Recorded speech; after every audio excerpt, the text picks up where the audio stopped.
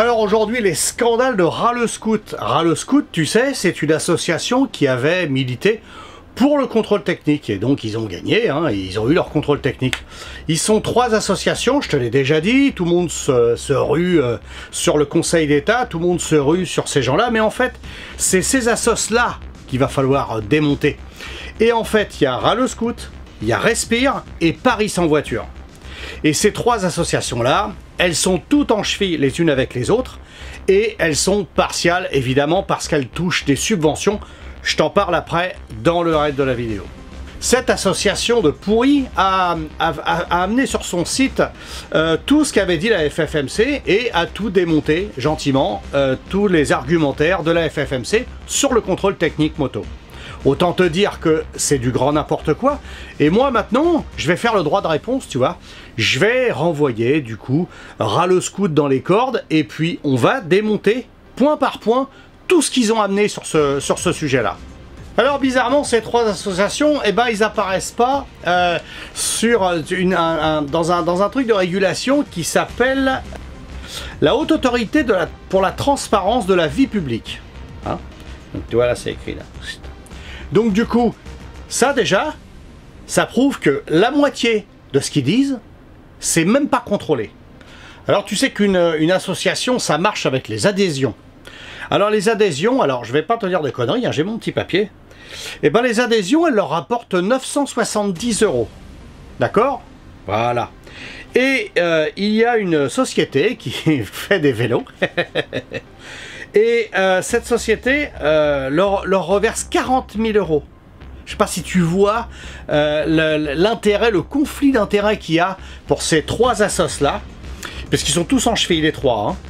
Et du coup, si tu veux, ça rend complètement, absolument pas crédible tout ce qu'ils peuvent dire. Mais on va quand même chercher la petite bête et on va bien décortiquer tout ce qu'ils disent et on va bien tout analyser. Alors le premier point, c'était que la FFMC avait dit que les motards entretenaient mieux leur moto que les automobilistes entretenaient leur voiture. Alors déjà, pourquoi? Parce que tout simplement, il y a beaucoup moins de matos dessus, et puis il n'y a pas besoin d'avoir des connaissances de malade mental pour voir que tout le moteur est à l'extérieur, les freins, on voit tout, donc évidemment, c'est quand même plus facile à gérer.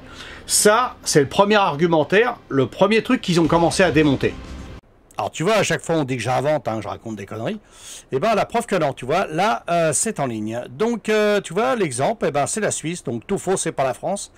15% de refus pour la Suisse, tu vois, 8% pour la France, donc voilà. En Espagne, entre 20 et 25%, il faudrait vraiment être de mauvaise foi pour imaginer qu'en France, ce taux soit inférieur, tu vois. Ils pensent tellement qu'on est des nuls, tellement que ça va pas, et ben qu'en fait, ils sont même pas capables de voir que en France, eh ben on peut être bien meilleur. Eh ben oui, on peut être bien meilleur, ça arrive, hein, c'est pas la mer à boire, mais pour eux, ça apporte pas d'eau à leur moulin. Donc déjà, premier argument, dans le mur. Ensuite, la FFMC, le numéro 2, la FFMC avait dit... Ça ne sert à rien le contrôle technique pour le bruit, puisque les gars vont préparer les machines pour aller au CT, et puis quand ils vont en ressortir, ils vont remettre la chicane. Ça aussi, Ras le Scout a balancé des pipotages monstrueux, et je vais te prouver pourquoi, parce que par la suite, tu vas voir, dans la vidéo, tu auras tes réponses. Tu vas voir l'argument tout pourri. Alors, comme pour l'argument aussi dessus, tous les possesseurs de véhicules ne font pas forcément de la manipulation. Alors, par manque de connaissances en mécanique, par paresse, tu sais, c'est des paresseux, hein, tu m'étonnes, et puis par crainte de perdre la chicane. Perdre la chicane. Le mec, il sait pas dévisser une vis pour la remettre après. Ils prennent vraiment les 2 RM pour des débiles mentaux. Et surtout, même les associations moto reconnaissent que cela a une certaine efficacité. Et alors, l'argument en dessous, c'est la FFMC qui le met, c'est pour les scouts. C'est pas pour les gros cubes, c'est pour les scouts, ça n'a rien à voir. Mais non, mais ils sont paresseux, tu sais, ils sont paresseux. Puis défaire une vis, c'est sûr que pour un mec de Ras le Scout, qui, à part bricoler son vélo, est pas capable de faire autre chose, ou se carrer le doigt dans le derche, et ben évidemment, c'est pour lui, ça le dépasse complètement. Je peux comprendre, hein, il a pas le niveau, hein. Mais bon, on va quand même pas subir des trous du cul pareils, hein. C'est pas possible, non? 3, il y a les accidents. Ils sont pas d'accord du tout avec les chiffres de la FFMC. Admettons que les chiffres soient pipotés, de toute façon, il y a moins de motos que de voitures, donc il y a évidemment moins d'accidents. Ils ont aussi démonté le fait que ce qu'avait dit la FFMC, ça se passait pendant le confinement. Bon, un truc n'importe quoi, mais quand tu vois ce qu'ils vont amener en face, c'est encore pire. Et maintenant, les stades d'accidents. Alors là, t'es plié de rire. Parce que dès l'entrée, hein, publié en 2005. Donc déjà, t'es déjà dans le mur. Le truc, il a 20 ans, l'étude.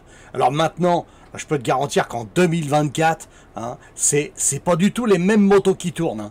Il y a 10 fois plus de matos. C'est vachement encore plus, c'est encore plus sécurisant. Même les pneus, ils avaient fait un bond en avant. Pas possible. Donc déjà, tout est pipoté. Tout est faux. Étude menée, environ 1000 accidents, environ.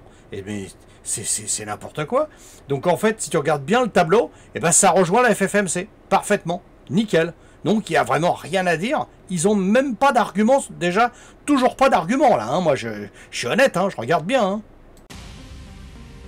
Quatrième argument de la FFMC, le prix. C'était trop cher pour les motos. C'est trop cher le CT, tout le monde le sait évidemment, hein, on est à des fois plus de 88 € pour un contrôle technique, j'ai déjà vu à 90 €, un scandale énorme. Et ben ça, même ça, ils ont essayé de le démonter, mais tu verras, ils n'y arrivent pas. Hein. Alors, toi, on continue dans les conneries. Alors, dans d'autres pays européens, le contrôle technique coûte entre 10 et 40 €. Bon, 13 et 53 €. Inflation corrigée, parce qu'en plus, ils ont calculé l'inflation. Ils sont trop forts. Hein. Et le coût d'un plein, il va t'expliquer en plus que ça coûte le prix d'un plein, parce que lui, il imagine qu'un plein, ça doit être ça pour une moto. Mais non, c'est que dalle, hein, rien du tout. Le cinquième, eh ben, il vaut mieux verbaliser plutôt que de faire un contrôle technique qui ne sert à rien. Bah ça aussi, ils ont essayé de le démonter, mais tu verras, ce qu'ils présentent, c'est du pipotage à mort, c'est tout du flanc. Le numéro 5, eh ben écoute, la FFMC avait dit, c'est une mesure pour faire du fric, c'est à cause des lobbies. Alors on le sait, hein, Decra et toute la clique, Autovision, Motovision, machin, tout ça c'est de la quincaillerie et c'est pour rentrer de la caillasse. Uniquement. Et évidemment que le boycott aurait servi à quelque chose en bloquant tout ça. Et ben ça aurait coûté très cher et ça se serait arrêté tout seul. Rallye Scoot a essayé aussi de le démonter, mais tu vas voir, j'ai trouvé l'argumentaire complètement con et tu vas voir que c'est encore pire que ce que tu penses. Ces abrutis là, ils mettent certaines associations moto et essaient de faire croire que les motards au contrôle technique, un contrôle technique coûterait 80 €. Il est même à 90 € maintenant. Donc ils se sont fait planter. Ils racontent de la merde.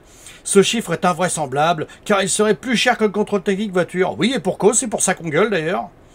Donc, exigent des vérifications, mais n'importe quoi, n'importe quoi. Ils se plantent même dans leur propre argumentaire, tu vois. C'est tout du fake. Ils pensent que ça va coûter 30 balles.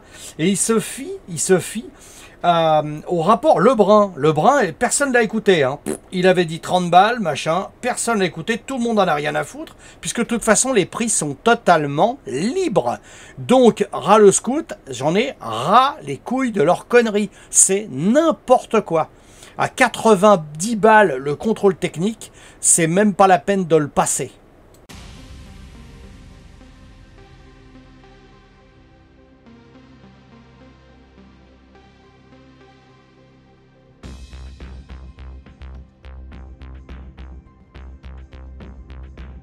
Alors il y avait aussi les contrôles volontaires par la police. Alors ça par contre, moi je suis pas d'accord avec la FFMC, c'est débile de sortir ça. Donc évidemment, on s'est fait rentrer dans la gueule par Rallye Scoot, c'était l'occasion de démonter un argumentaire tout pourri. Et évidemment là, les contrôles techniques par les flics, tu vois le mec qui va se déplacer puis qui va les faire contrôler. Non, ça marche pas ça.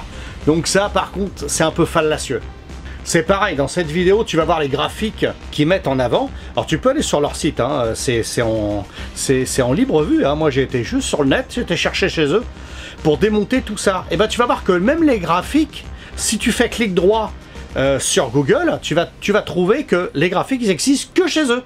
Ils existent nulle part ailleurs. Tu sais pas d'où ils les sortent. Ils doivent les sortir de leur PC, de leur ordinateur. Puis comme ça, tu vois, avec des chiffres complètement pipotés. Alors déjà les chiffres de l'État et des contrôles techniques, j'y crois pas. Alors imagine de ces gens-là. Comment je le crois absolument pas. Alors imagine bien que là, il y a vraiment du grain à moudre et je t'engage à essayer d'être vraiment, à surveiller ces gens-là, parce que ça c'est de la sous-merde. Donc petite conclusion, eh ben écoute, tous ces trois associations-là, il faut les éradiquer. C'est au minimum. Parce que ces gens-là, en plus ils mentent à leurs adhérents qui leur filent de l'oseille. Hein. Bon. Ils leur racontent la messe, c'est pas vrai. Et en plus de ça, on va se retrouver avec des gens qui vont être surexcités parce qu'ils vont regarder ce qu'ils mettent sur leur truc et ils vont tout boire comme du petit lait. Bah oui, parce qu'ils parlent. Hein, alors tu les vois pas trop. Il y a une ou deux fois, tu les as vus à la télé. Il y a un ou deux mecs qui sont passés aux 20h et ça craint parce qu'ils commencent à avoir des places dans les médias. Et puis on écoute ce qu'ils disent alors que les arguments sont complètement fallacieux, faux et du coup.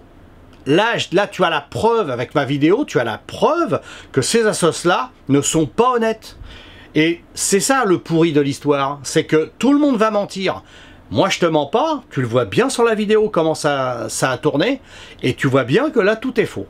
Alors écoute, ben, je te dis à plus, et puis bonne route, et puis surtout, hein, te laisse pas prendre par les pipotages de ces gens-là.